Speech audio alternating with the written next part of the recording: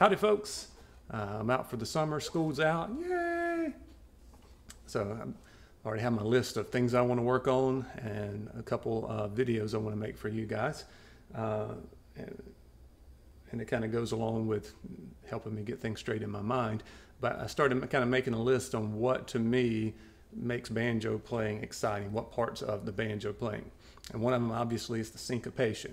That is putting in a note or a rest or a lick where it's not expected, okay? You know, instead of you leave it open and then do the 1-2 punch and do the double hammer on from J.D. Grove. And I did a syncopation series with 3 videos maybe last year, a long time ago it seems like now. This video I want to focus on something else I've found to be exciting, and that is when you take a lick and you extend it out longer. And sometimes that's extending it over chord changes and sometimes not, but it really kind of builds excitement because your ears are wanting it to resolve, wanting you to get on to something else and you're not. So it's kind of building tension. Also a lot of tension with the band, especially if you're going across chord changes and your ear wants it to do one thing and you're doing something different. And to me that kind of creates excitement.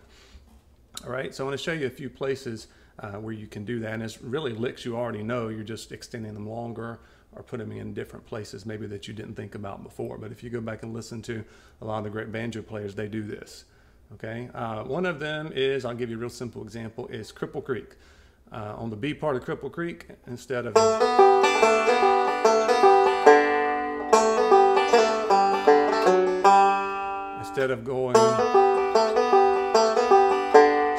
to the 4th string open, just keep your Cripple Creek roll going.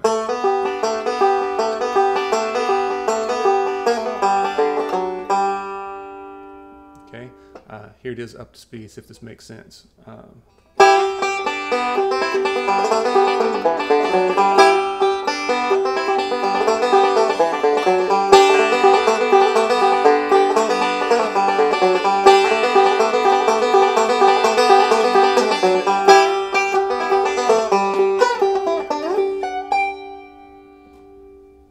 Okay, so a lot of times it's nothing more but taking something you already know you're already doing and extending it out. It's pretty neat. Okay, so another place we're going to do this with several different types of licks, they're all kind of similar though in a certain way, is at the end of your break on a vocal tune. Okay, a lot of times if you're in G, you know, you'll have a measure of the D. If I give out breakdown, you got a measure of D and then it goes back to G. Okay. Well, when you go back to G, instead of doing traditional tag licks,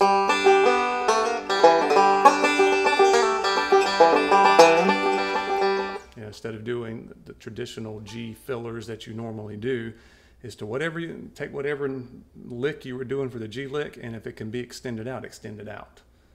Okay, and that means you've got less filler to do after that, but they usually have 2 measures or so of G before the singer starts singing.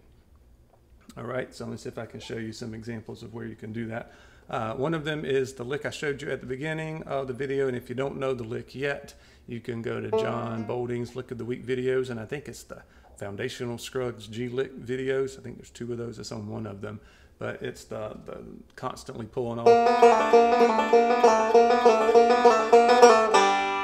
Okay, sometimes you hear that on like the end of Pike County Breakdown on one of the breaks. It kind of keeps doing that idea.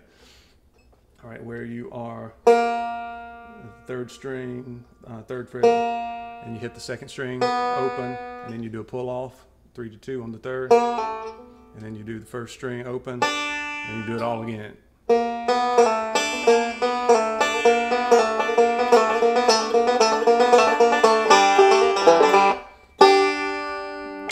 Okay, so a good way to get into that lick sometimes is if you're going to D and it's what you would normally do. Okay, 9-pound hammer is a little too heavy for my size, Roll on muddy on the roller coal. How can I roll where the wheels won't roll? Okay, well, extend it out. Do the exact same thing I just did, but instead of resolving on the G, you keep that going. So, how can I roll where the wheels won't roll? I'm a 9-pound hammer. Okay, so that's one place. Another place, the same idea, different place, but it's up the neck. The Ralph Stanley choke at the 10th fret. Yeah, that's what you would normally be doing on the end of that song I was just doing, 9-pound hammer. And then you would do some other kind of tag lick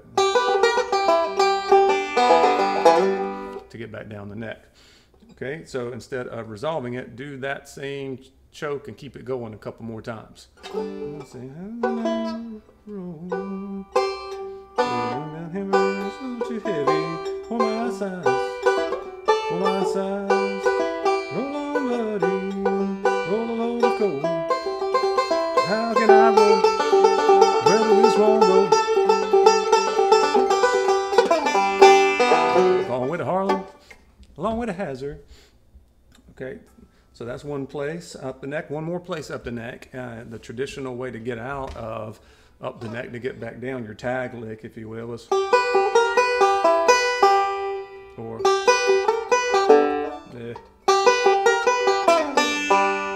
okay, well, my suggestion now, instead of doing that and getting back down and doing some other tag licks, is when you put your pinky down to do a little choke on the 2nd string at the 11th fret, while your 1st string is at the 9th fret.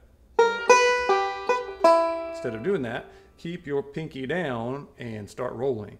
And this is a little more dissonant, so it's going to really clash. It's pretty cool though.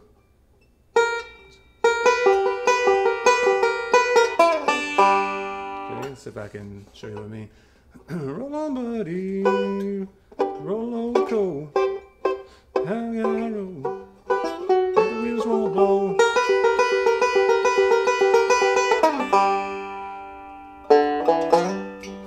Okay, so that's another place. The next one is about a month ago, or 2 months.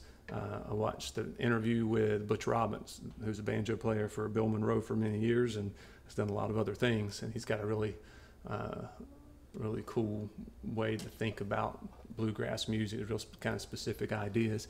He's got some good Bill Monroe stories too. He said one night on stage, he heard Bill Monroe take a break and never played anything but one note for the whole break. I thought that was pretty cool. I don't know who else could get away with that. I started to think about what note might that be, because he couldn't remember the name of the song or anything like that. My guess would be if you're in G, it would be a G note, because that would work over a G chord, a C chord, and a D chord. So if I was playing 9-pound hammer, I'd probably play this high G and go, 9-pound hammer is a little too heavy for my size, for my size. And then tell me that wouldn't build some excitement. You do that on stage. I'm the master of bluegrass there, father of bluegrass. So a couple places you could do that, you know. That kind of sounds like down the road, kind of back up. So that's at the 17th fret, you're playing a G note. That's kind of a common idea if you think about it, but where else could you use it? And then you can kind of do that over at the beginning of a progression from G to C, kind of back. I go, 9-pound hammer is a little too heavy. Okay, something like that.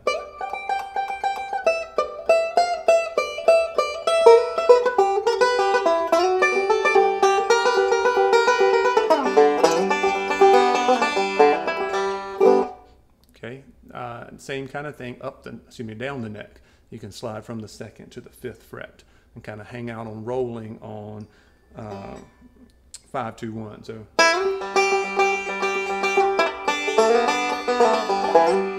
okay, would be another place you could put that.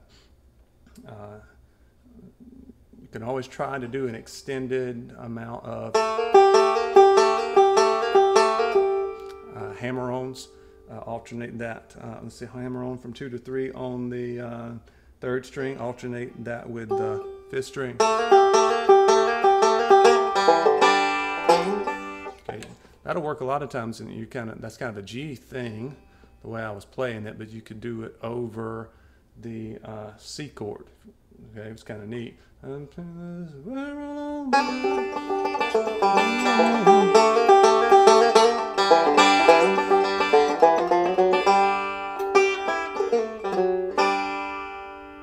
So a lot of places there. Hopefully that gives you a little food for thought.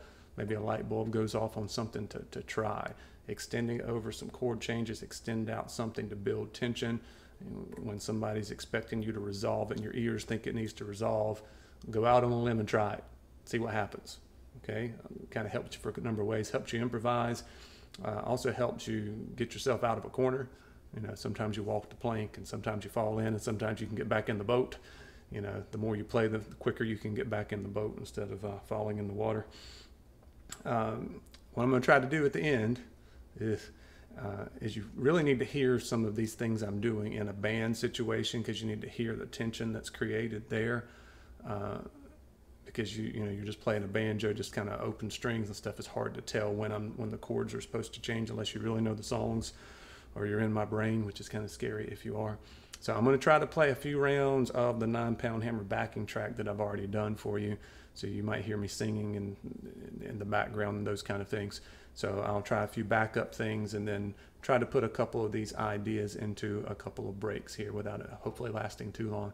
Hopefully that gives you some food for thought. It's something exciting that I like hearing when listening to other people. So hopefully you'll like it too. All right, thanks. Well, it rings like silver, shines like gold. Rings like silver, shines like gold.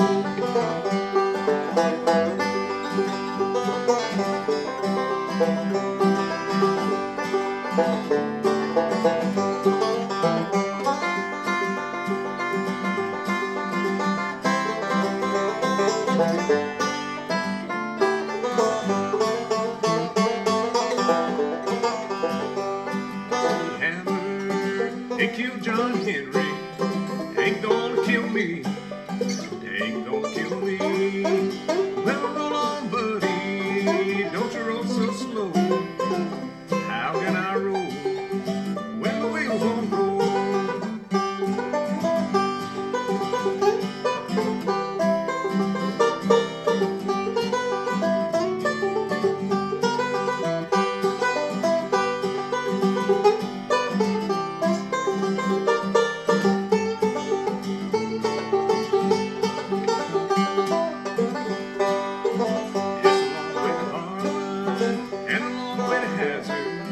Just to get a little groove, just to get a little groove.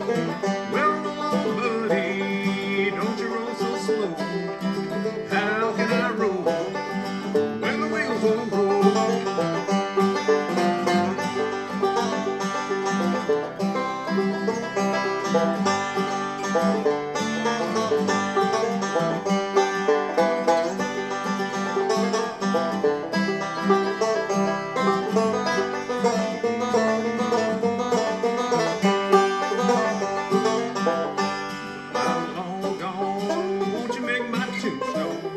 Out of number 9 cool, out of number 9